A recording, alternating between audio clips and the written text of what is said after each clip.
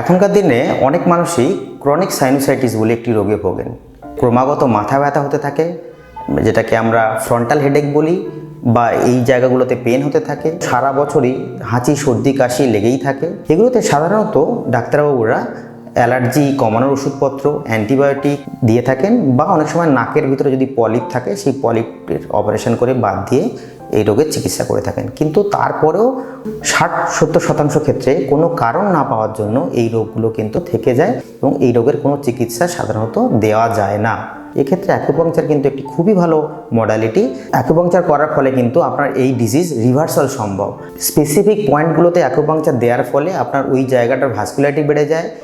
যে প্রসেসের জন্য, যে প্যাথোফিজিওলজির জন্য আপনার রোগটা হচ্ছিল সেইটা পুরো চেঞ্জ হতে শুরু করে, এবং প্রপার হ্যান্ডে যদি অ্যাকুপাংচার করা যায় তাহলে কিন্তু আপনার এই রোগ থেকে মুক্তি পাওয়া সম্ভব। Second opinion, when all doors are closed.